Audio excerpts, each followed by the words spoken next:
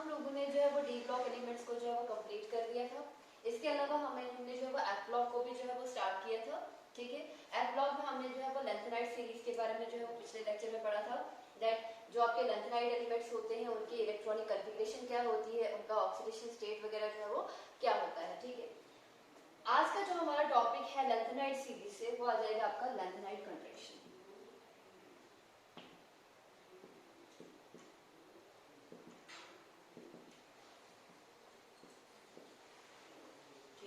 Topic का नाम है लेंथेनाइड कंट्रैक्शन।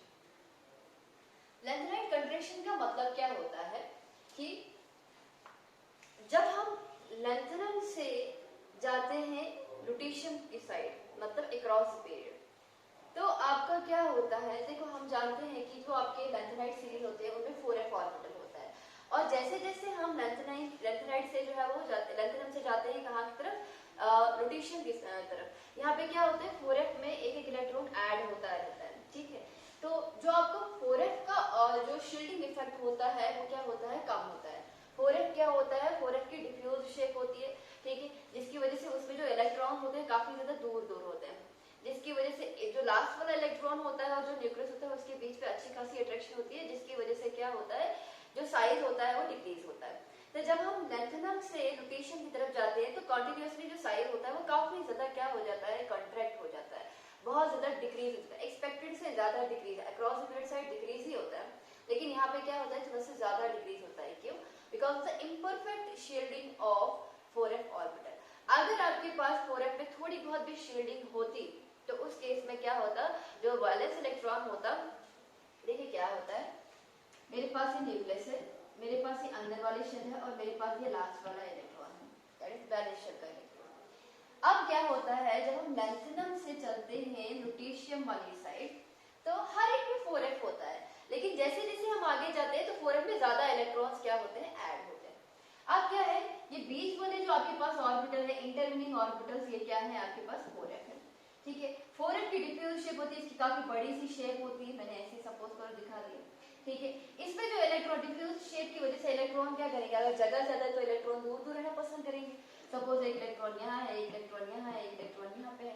ठीक है, काफी दूर दूर है इलेक्ट्रॉन, जिसकी वजह से क्या होता है, ये जो आपके पास वैलेंस इलेक्ट्रॉन होता है इसको कोई स्क्रीन करने वाला, कोई शील्ड करने वाला नहीं होते इलेक्ट्रॉन बीच में, जिसकी वजह से क्या करता है, ये इलेक्ट्रॉन जो है वैलेंस इलेक्ट्रॉन को न्यूक्लियस अपनी तरफ काफी ज्यादा अट्रैक्ट करता है और साइज क्या होता है, डिक्रीज होता है। यही जो डिक्रीज इन साइज होता है, atomic size as well as ionic size, due to imperfect shielding, क्योंकि अगर शील्डिंग खासी होती तो यहाँ पर ऐसी चीज नहीं होती, साइज ज्यादा डिक्रीज नहीं होता। साइज इसलिए ज्यादा डिक्रीज हो रहा है because of the imperfect shielding of 4f orbital in case of lanthanide, क्योंकि ये लेंथेनाइड की बात हो रही है तो वहां पे 4f आएगा। इस प्रोसेस को हम क्या कहते हैं, लेंथेनाइड कंट्रैक्शन कहते हैं। तो अगर हम इसकी डेफिनेशन लिखेंगे, हम लिखेंगे the decrease in ionic radius, the decrease in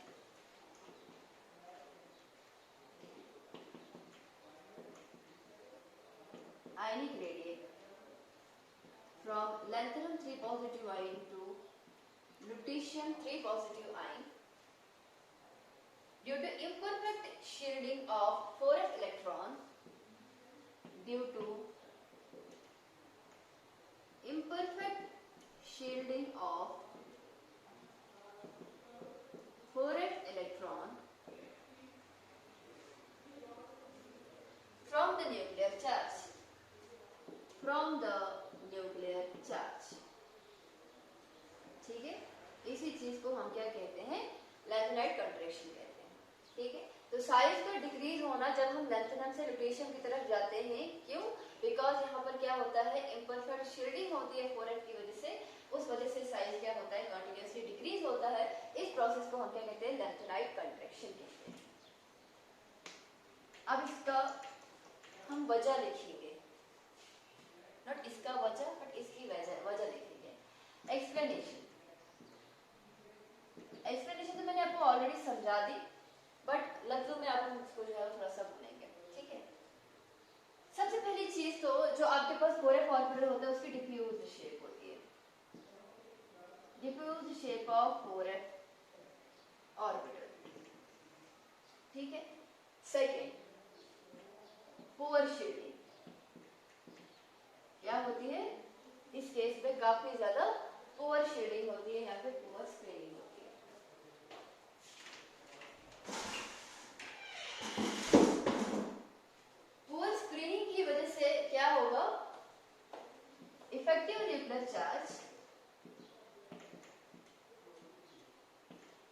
effective nuclear charge drag the electrons towards itself. अब इसकी वजह से क्या होगा, जब आपके पास स्क्रीनिंग इफेक्ट जो है वो क्या होगी, कम होंगे। इस वजह से जो आपके पास Z इफेक्टिव है, Z effective nuclear charge try to drag the electron towards itself and hence leads to the reduction of ionic radius and hence leads to the reduction of ionic radius. अब चाहो तो यहाँ पर जो है diffuse shape के आगे जो है ऐसे भी लिख सकते हो, electrons are spread throughout. Electron जो है वो दूर दूर जो है वो प्रेजेंट होंगे। तो diffuse shape of 4f orbital, उसकी वजह से इलेक्ट्रॉन जो है वो स्प्रेड होंगे ऑल ओवर या फिर थ्रू आउट। उसकी वजह से क्या होगा, जब इलेक्ट्रॉन दूर दूर है तो पोअर स्क्रीनिंग होगी। उसकी वजह से जो आपका न्यूक्लियर चार्ज है वो इलेक्ट्रॉन्स को अपनी तरफ खींचेगा, जिसकी वजह से आयनिक साइज क्या होगा, डिक्रीज होगा। तो ये था आपके पास लैंथेनाइड कंट्रैक्शन क्या होता है और लैंथेनाइड कंट्रैक्शन किसकी वजह से होता है। ठीक है, नेक्स्ट हम देखेंगे अब इनके कॉन्सिक्वेंसेस कि लैंथेनाइड कंट्रैक्शन जो है उसकी वजह से क्या क्या होता है। Consequences of lanthanide contraction.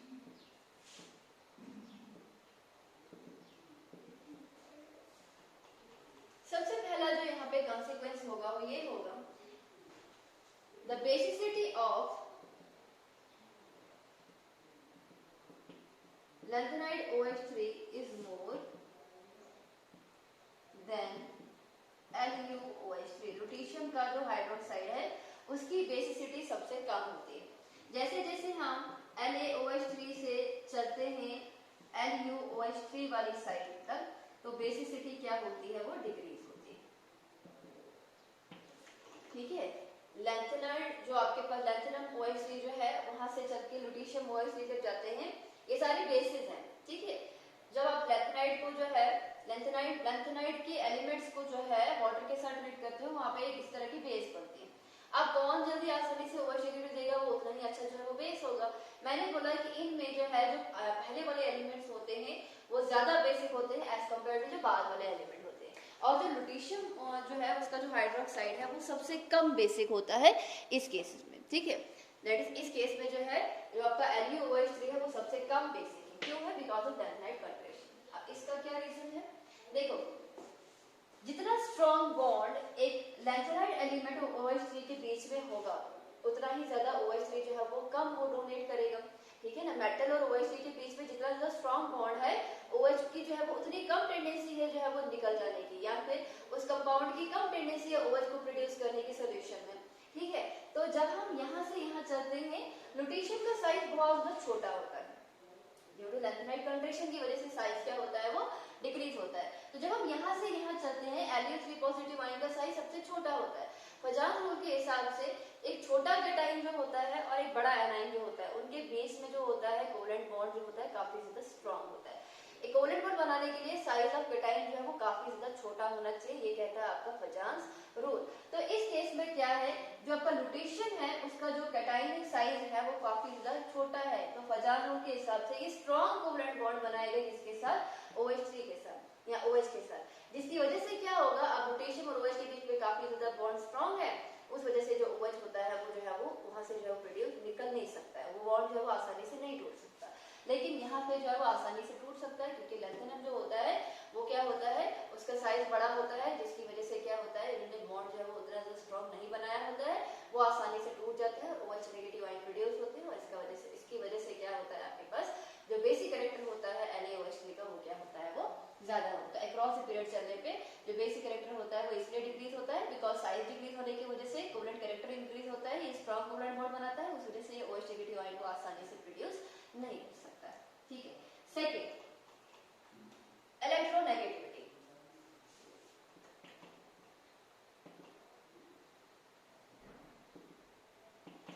देखो इलेक्ट्रोनेगेटिविटी का मतलब होता है टेंडेंसी टू अट्रैक्ट इलेक्ट्रॉन्स। ठीक है, तो जिसकी जितनी ज्यादा क्या होगी इलेक्ट्रॉन्स के लिए अर्ज होगी वो उतना ही ज्यादा क्या करेगा, इलेक्ट्रॉन्स को अपनी तरफ खींचेगा। अब आपके पास दो कैटायन है, एक छोटा कैटायन है और एक बड़ा कैटायन है। ठीक है, जो बड़ा कैटायन होता है उसकी उतनी टेंडेंसी नहीं होगी अट्रैक्ट करने की जितना आपके पास छोटे कैटायन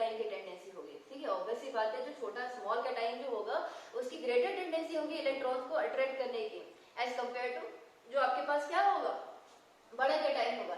इसीलिए जो आपके पास Lu3 पॉजिटिव आयन है वो क्या होगा इस केस में मोस्ट इलेक्ट्रोनेगेटिव होगा। क्यों? क्योंकि इसका जो आपके पास साइज है वो क्या होता है आपके पास कम होता है, ठीक है। तो जिसकी वजह से चार्ज रेशियो एक्चुअली क्या होता है यहाँ पे ज्यादा होता है किसका, रोटेशन का, जिसकी वजह से ये इलेक्ट्रॉन को अपनी तरफ जो है वो ज्यादा अट्रैक्ट करता है, ठीक है। थर्ड जो आपका कॉन्सिक्वेंस है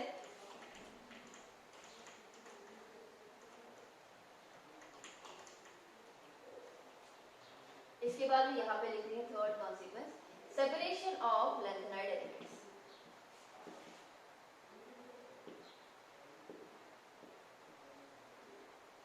जो आपके लैंथेनाइड एलिमेंट्स होते हैं उनकी जो प्रॉपर्टीज होती है वो सब क्या होती है, एक जैसी होती है, सिमिलर प्रॉपर्टीज होती है, ठीक है। जिसकी वजह से क्या होता है इनको हम सेपरेट नहीं कर पाते हैं उतनी आसानी से, ठीक है। क्यों? क्योंकि उनकी सारी प्रॉपर्टीज क्या होती है वो एक जैसी होती है, सिमिलर प्रॉपर्टीज होती है।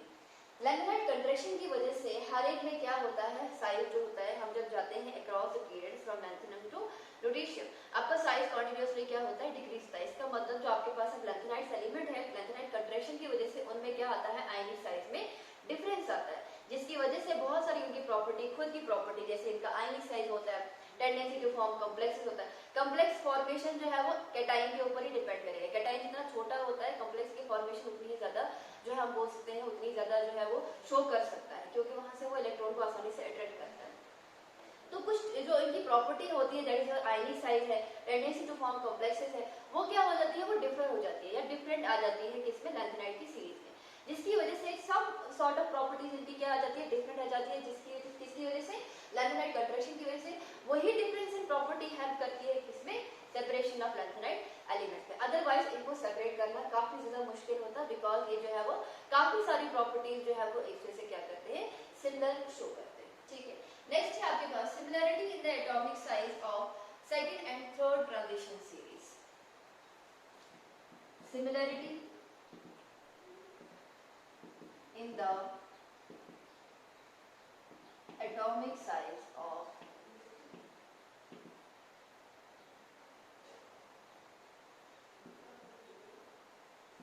second and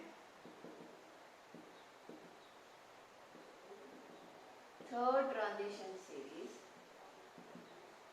of the same group। ये लास्ट वाला है। अब इसमें क्या है, इसके लिए हम एक डाटा जो है लेंगे। सबसे पहले हम क्या करेंगे, हम यहाँ पे first transition element transition series लिखेंगे, फिर सेकंड लिखेंगे। इसको मैं थोड़ा सा मिटा देती हूँ।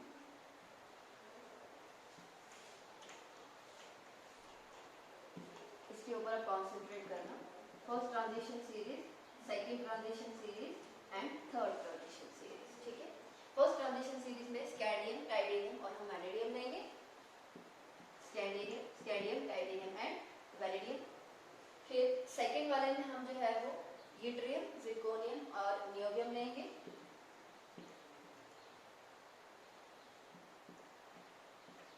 ठीक है। और जो आपकी थर्ड ट्रांजिशन सीरीज है वो हम लेंगे lanthanum, hafnium and tantalum. Lanthanum, hafnium and tantalum. ये आपके पास फर्स्ट ट्रांजिशन सीरीज है, सेकंड ट्रांजिशन सीरीज है, थर्ड ट्रांजिशन सीरीज है। अब फर्स्ट ट्रांजिशन सीरीज में जो आपके पास साइजेस है वो कितना है, 144 पिकोमीटर इसका है, 132 इसका है, 122 इसका है, ठीक है। नेक्स्ट जो नीचे वाला है वहां पे आ जाएगा 180 यूट्रियम का है, 160 इसका है और 146 जो है वो आपका नियोबियम का है, ठीक है। जो नीचे है आपके पास, यहाँ पे आपके पास जो है जो लैंथेनम होता है उसका जो साइज होता है 187 होगा, 100 यहाँ पे 59 आएगा और यहाँ पर आपके पास जो है 146 ही आएगा। अब देखिए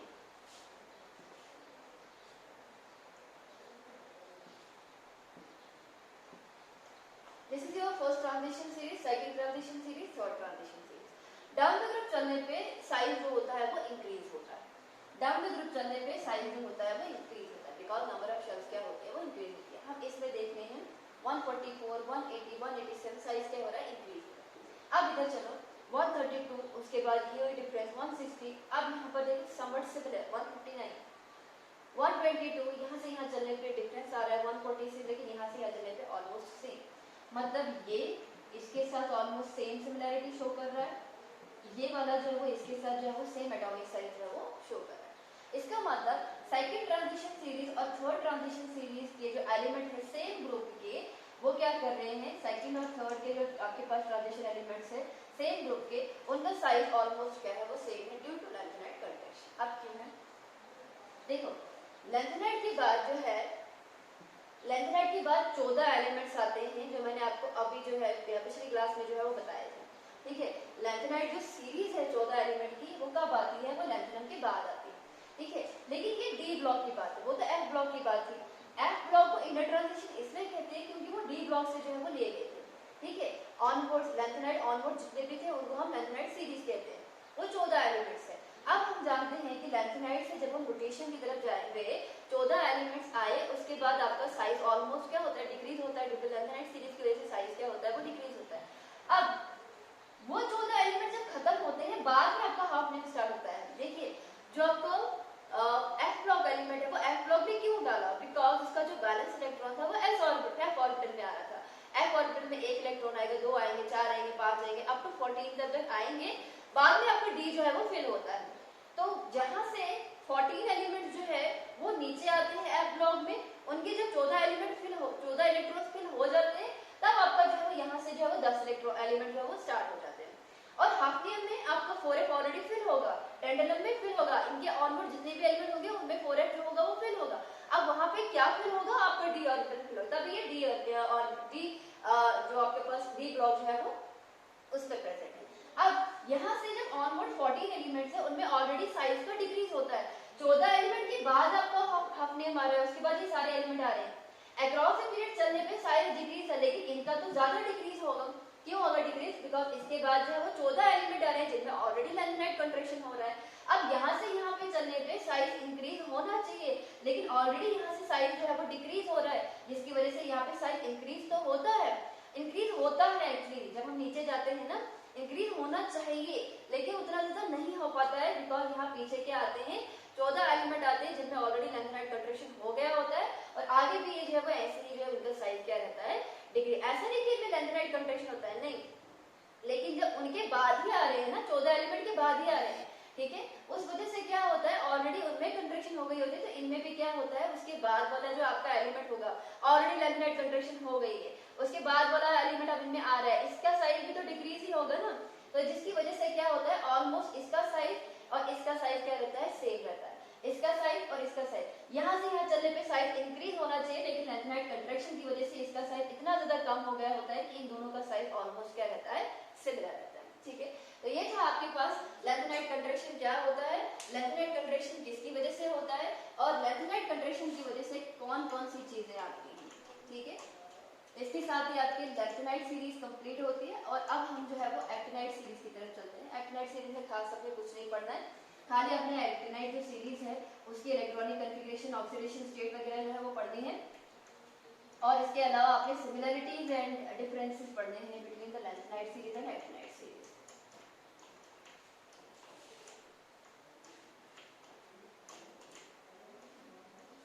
तो अब हम हेडिंग देंगे actinide series,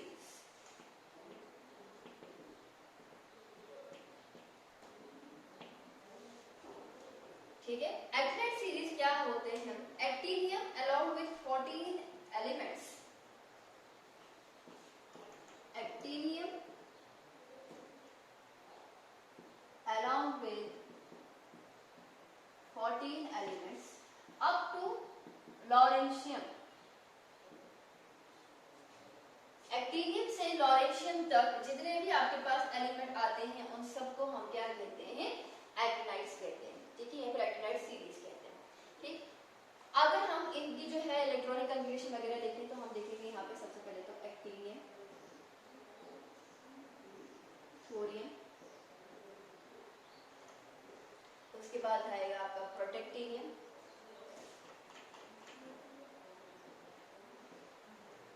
then uranium, then neptunium,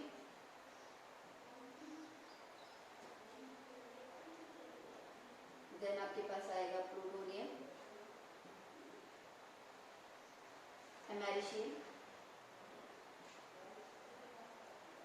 curium, berkelium, californium,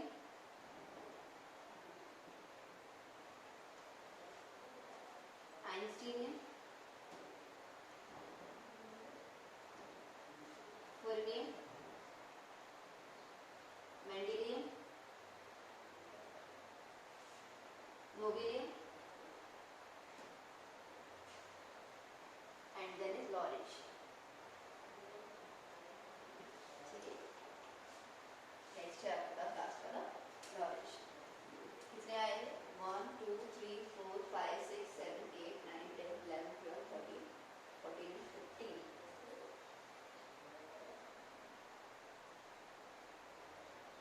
ठीक है, एक्टिनाइड भी नहीं लिखे ना, एक्टिनियम भी लिखे तो ये 15 आएंगे। एक्टिनाइड यहाँ से स्टार्ट है सारे थोड़े से। ठीक, अब इनका जो एटॉमिक नंबर है ये कहाँ से स्टार्ट होंगे? 89 से, देन 90, 91, 92, 93, 94, 95, 96, 97, 98, 99, 100, 101, 102, 103।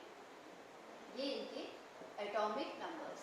ठीक है, ये आ जाएंगे आपके पास एलिमेंट्स और ये इनके क्या आ जाएंगे? Atomic numbers. अब बात करेंगे हम इनके इलेक्ट्रॉनिक कन्फिग्रेशन के बारे में।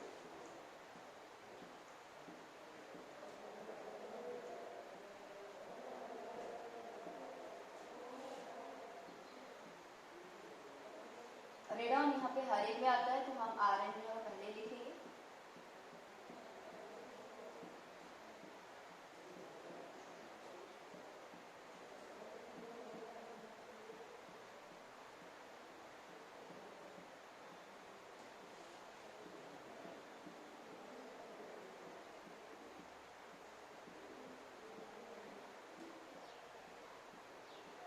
मैंने हर जगह खाली रेडॉन रेडॉन लिखा है। ठीक है, अब आगे जो है आपके पास 5D आता है, ठीक है, सॉरी 5F आता है, 6D आता है और 7S आता है।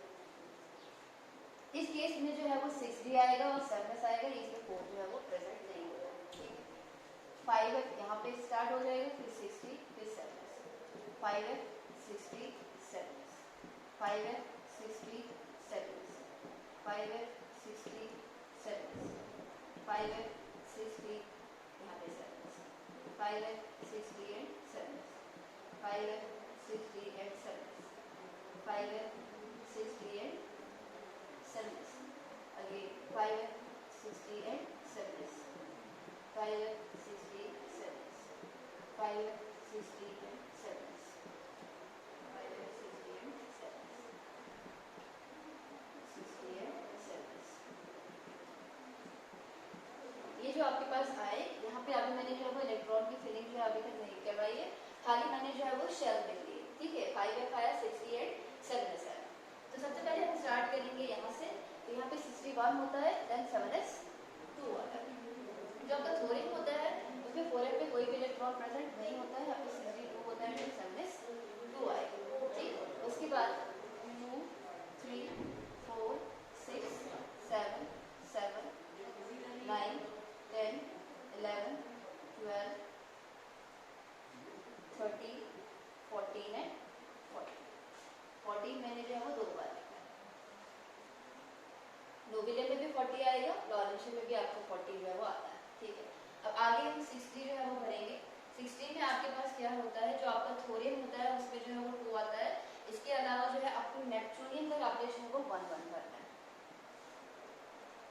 ठीक है, नेपच्यूनियम के बाद जो क्यूरियम होता है वहाँ पे भी आपने 1 भरना है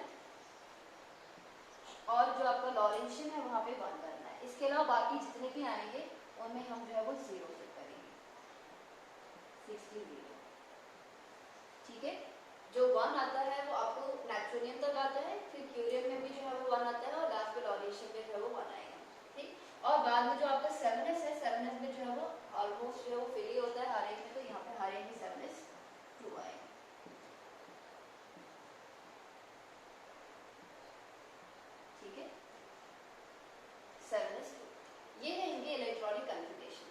यहाँ पे इलेक्ट्रॉनिक कन्फिगरेशन को एक्सप्लेन कर सकते हैं, बिकॉज यहाँ पे क्या होता है, हाफ फिल्ड इलेक्ट्रॉनिक कन्फिगरेशन ज़्यादा स्टेबल होती है। वैसे यहाँ पर भी इसको हम जो है वो कर सकते हैं।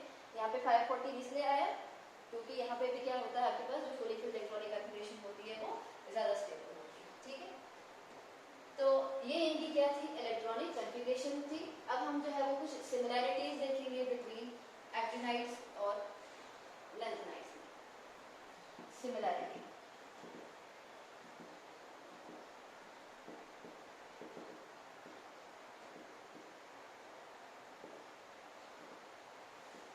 पहली सिमिलैरिटी है बोथ शो +3 ऑक्सीडेशन स्टेट। जो आपके लैंथेनाइड्स होते हैं और जो आपके एक्टिनाइड्स होते हैं, उन दोनों जो है वो क्या शो करते हैं, +3 ऑक्सीडेशन स्टेट शो करते हैं। Both are electropositive and act as strong reducing agent. बोथ आर electropositive and act as strong reducing agents। ठीक है, तीसरी जो इम्पोर्टेंट चीज होती है कि most of their cation are coloured. दोनों के जो कैटाइन होते हैं वो क्या होते हैं, कलर्ड होते हैं। Most of their cations are coloured. Last इसमें ये सिमिलैरिटी है, इन दोनों में एक टाइप की कंट्रैक्शन होती है। लैंथेनाइड की केस में लैंथेनाइड कंट्रैक्शन होती है, एक्टिनाइड की केस में एक्टिनाइड कंट्रैक्शन होती है। लैंथेनाइड कंट्रैक्शन मैंने थोड़ा शॉर्ट में लिख दिया, एंड एक्टिनाइड कंट्रैक्शन। तो दोनों में क्या होती है, एक किस्म की कंट्रैक्शन होती है। लैंथेनाइड में लैंथेनाइड कंट्रैक्शन होती है और एक्टिनाइड में जो है वो एक्टिनाइड कंट्रैक्शन होती है। बात करते हैं इनकी डिफरेंसेस के बारे में।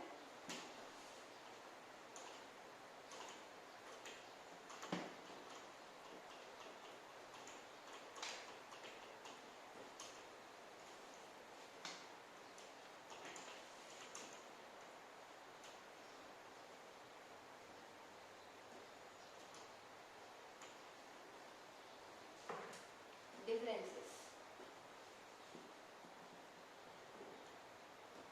एक साइड से हम लिखेंगे लैंथेनाइड्स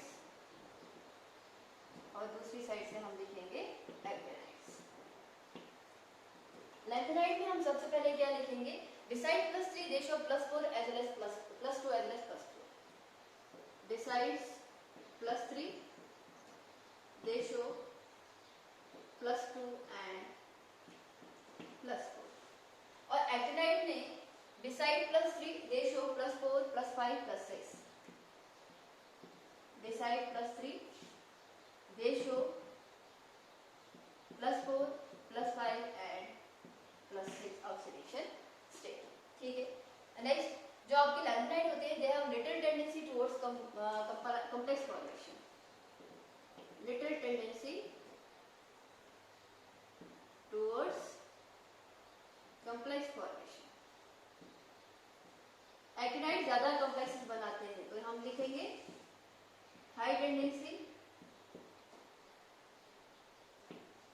टुवर्ड्स कॉम्प्लेक्स फॉर्मेशन। ठीक है, third, except promethium all are non-radioactive। except promethium all are non-radioactive। The only radioactive element which is present in lanthanide series is promethium। promethium ही खाली radioactive होते हैं, बाकी सभी जो होते हैं वो क्या होते हैं, non-radioactive होते हैं। ठीक है, और जो आपके पास actinide होते हैं all are radioactive, इसलिए इनको हम खास नहीं पढ़ते, ये सब क्या होते हैं, रेडियोएक्टिव होते हैं। इसके अलावा जो आपके पास लैंथेनाइड्स होते हैं, their oxide and hydroxide are less basic. Their oxides and hydroxides are less basic. और उस केस में हम क्या लिखेंगे, their oxide and hydroxide are more basic. Their oxides and hydroxides are more basic।